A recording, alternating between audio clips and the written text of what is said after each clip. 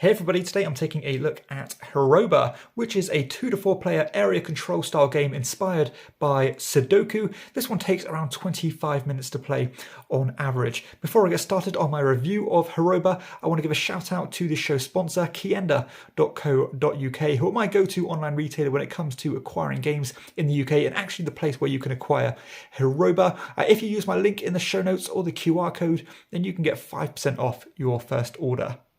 Okay, so Hiroba is going to look a bit like this when it's set up, where you have this modular 3x3 grid, and these have been randomly orientated. And you can see each of these tiles has 2 different gardens on them, and they also have this little koi pond, which is quite important for scoring. Now, I have progressed the game through the first round here by deploying these tokens on these starting spots, and I should say that depending on the player count, some of these tiles may be placed face down. Each player is going to have their own selection of these deployment tokens, and they're going to range in values from 1 up to 9. You can see I've already deployed the 1 on the board here. And on the reverse side of these tokens has the lower value. So you can see here that on the reverse side of the 9, you have the 1. On the reverse side of the 2, you have the 8, and so on. And also, depending on the player count and the player order, you might get given some of these stones. So how does the game actually work? So all you're going to do on your turn is that you are going to deploy a new token onto the board with the aim of trying to control these regions or these gardens. So you can see that these gardens vary in sizes and shapes, but essentially they are going to be worth a number of points equal to the squares within those gardens. So you can see here that this area here, this garden, is worth 6 points if I had the highest total value of my pieces within those regions. Now, there is a potential to get more points than that if you manage to collect these koi tokens, because they can actually double the points of those values should you collect them. And we'll talk about how that happens in a little bit. So if you remember during the intro, I did say that this game was inspired by Sudoku, and that really does play a big part in this game. So actually everybody's placed their starting pieces on the board, and it's back to the white player here. Now what this means is that now I have something on the board, I have to place my future pieces in a row or column where I have an existing piece. So I can play anywhere in this column, and I can play anywhere in this row. Now there are further restrictions where I cannot play the same number in the same row or column as another player's piece. So I could not put a 4 here, for example, because there's already a 4 here. And I also could not end up putting the same number in the same garden as somebody else. So in a future turn, obviously I'd need to have something in this row, but if I deployed it here, that would be an illegal move because there's already a 4 in that box. Or even if I put it here, because that would be the same row, even though that's not in the same row or column, it is still in the same garden. So let's take a few example turns here. So let's say it's the white player's turn again, and they decide to deploy their level 2 token on this spot here. Now that's a perfectly legal move because there's nothing in the same row, there's nothing in the same column, and there's nothing in the same garden of that same value. Now you might ask, why don't you just deploy all your high point value tokens into the larger gardens, which would be a perfectly viable strategy, of course, as long as you can place it legally. But the reason why these low value tokens are so important relates to these koi ponds here. So if at the end of the game, once everybody has deployed all of their tokens onto the board, you are going to calculate who has the lowest total value in every orthogonal direction connecting to these kois here. And if you are that player, then you will claim that koi token.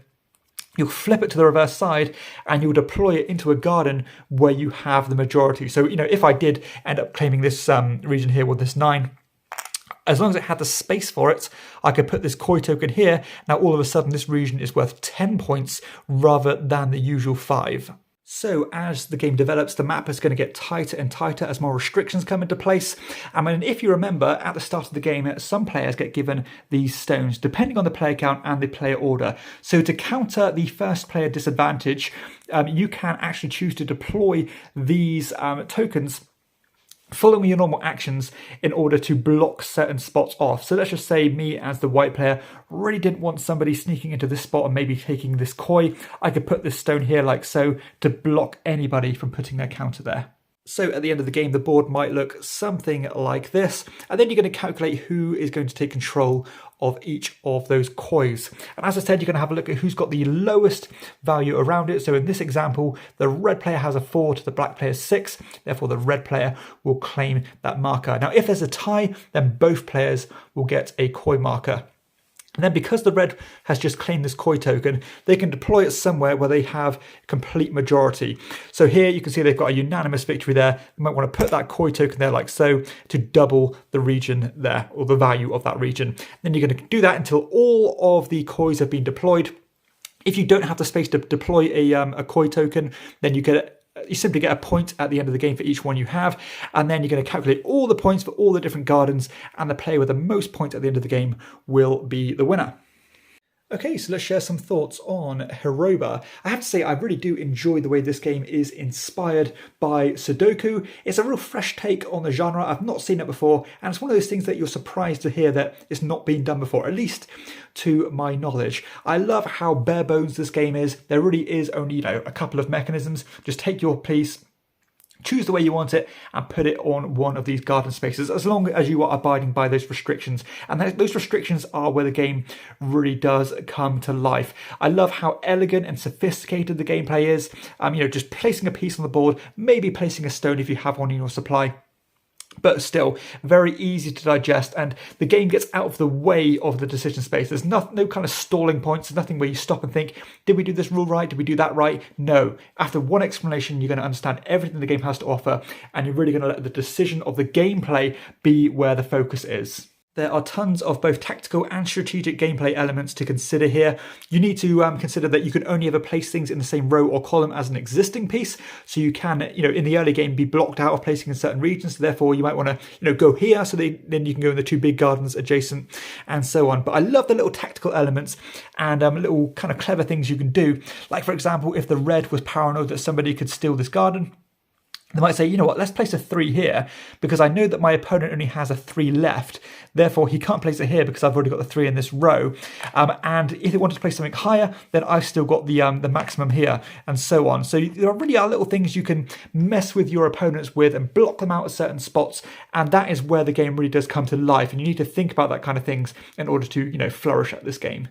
I also enjoy that conflicting mechanism of the high point value tokens versus the low point value ones. The high ones, of course, are great because they're going to pretty much guarantee you the control of the region if you really start putting your high numbers down there. But the low value ones are equally as powerful because they guarantee you the koi carp, especially if you've got the level 1s there. But on the reverse side of the ones, you've got the really powerful 9s. So to get one thing, you're going to have to give up another.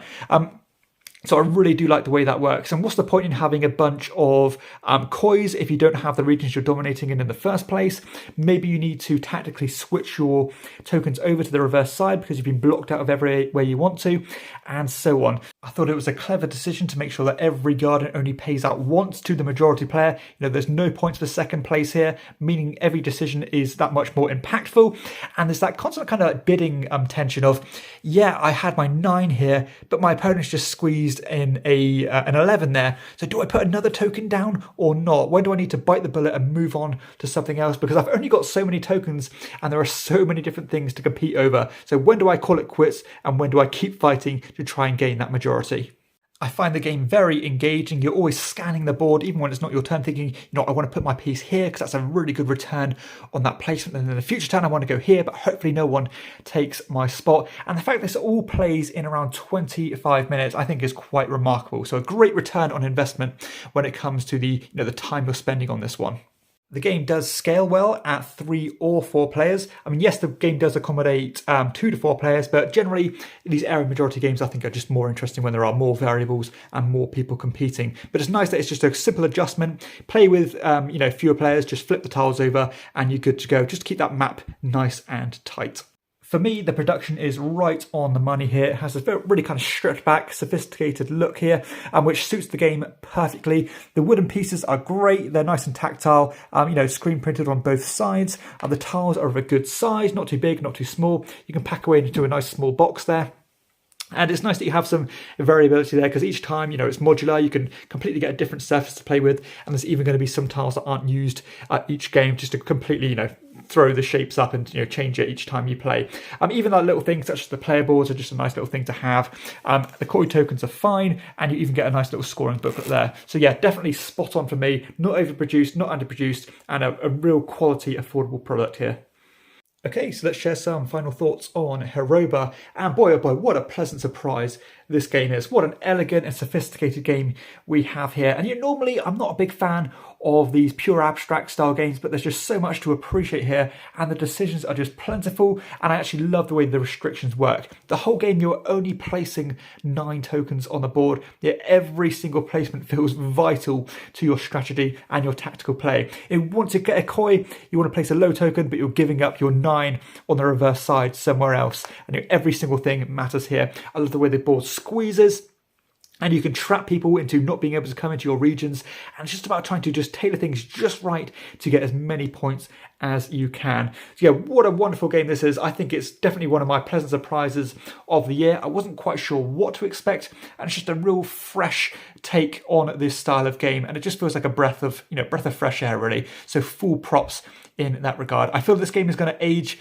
extremely well. I can see me playing this one for years and years to come, particularly considering it only takes 25 minutes to play, and you can get it set up and packed away pretty rapidly. So yeah, full props from me. Definitely recommend you checking this one out if it appeals to you. And it's going to get a nice little respectable rank here from me because I think it deserves it. And yeah, definitely took me by surprise.